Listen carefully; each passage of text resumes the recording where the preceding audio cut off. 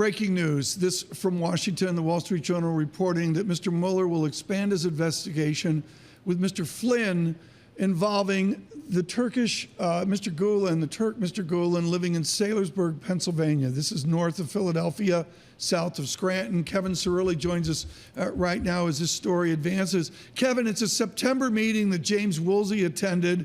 It was so hot, if you will, that Mr. Woolsey stepped aside. And then there was a follow-on December meeting. This for a beleaguered Mr. Flynn is he looks at other investigations. Is this news from the Wall Street Journal new? Is it an overlay, or is it just the same old story for Mr. Flynn?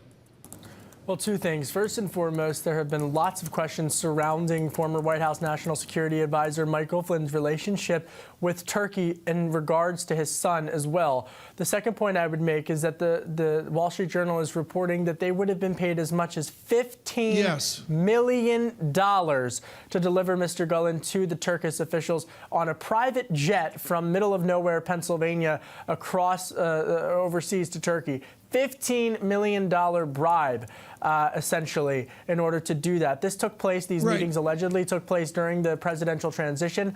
The White House in a statement, or the transition office rather, saying that they were not in an official capacity, but it's very difficult to see really where this all goes from here, especially now it would seem that there's that these could be the basis of charges.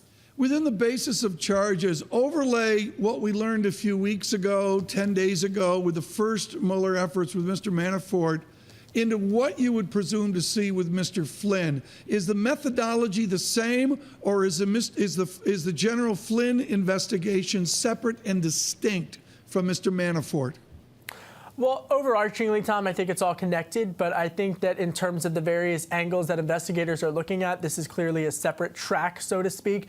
We should note, of course, that that Mr. Manafort and Mr. Gates were charged with conspiring against the United States for their business dealings, rather, with pro-Russian factions in the Ukrainian government.